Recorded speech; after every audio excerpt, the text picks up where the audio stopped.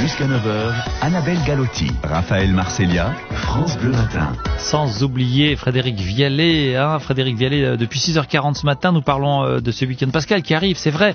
Vendredi férié d'ailleurs ici en Moselle, tout comme en Alsace, vendredi saint, donc fête de Pâques forcément. À ce titre, vous êtes dans les coulisses de la boulangerie Gaston à Courcelles-Chaussy ce matin en compagnie d'Hubert Lemoine, là en ce moment, le boulanger qui est à la tête d'ailleurs, si je ne m'abuse, d'une dizaine de personnes, Frédéric. Qui compte effectivement une dizaine de salariés, c'est ça Avec Hubert les apprentis, on a un effectif de 10 personnes. Bon, mon voilà. épouse, moi-même et notre fils. Oui. Voilà.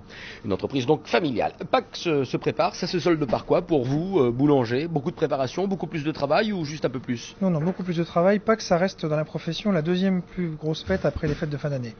Donc c'est beaucoup de travail en amont pour toute la partie chocolat, c'est pratiquement un mois de travail en amont. Et puis maintenant, la semaine pascale, donc des produits comme je vous les ai présentés qui sont spécifiques à cette semaine. Et en fin de semaine, le week-end pascal avec le vendredi saint, le week-end pascal et le lundi de Pâques également, puisqu'on est ouvert le lundi de Pâques.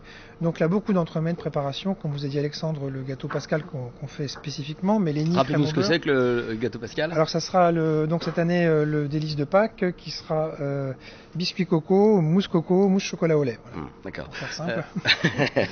Il y a d'autres ingrédients dedans, j'imagine, Oui. bien sûr.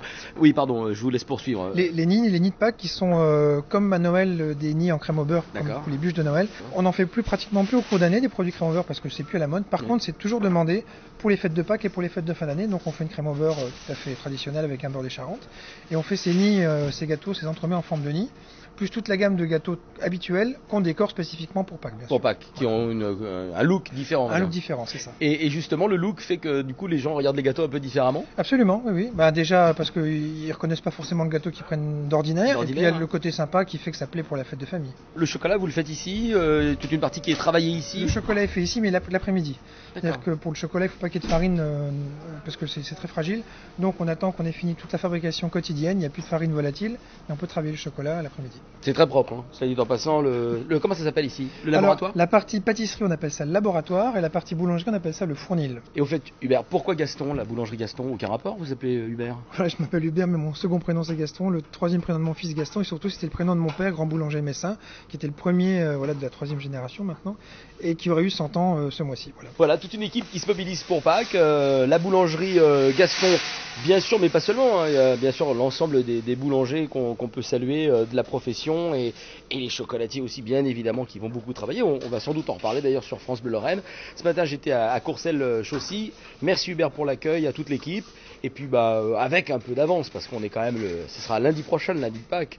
Je suis obligé de terminer cette intervention en disant joyeuse Pâques. À bientôt. À bientôt, merci. Et bonne journée à tous. À demain pour de nouvelles aventures. Bien entendu, effectivement, on vous suivra de très près dès 6h40. Et puis on salue, vous l'avez bien fait, tous les boulangers, pâtissiers qui nous écoutent ce matin, que ce soit en Moselle ou à travers le monde, parce qu'on nous retrouve également à travers le net, bleulorrainenord.fr.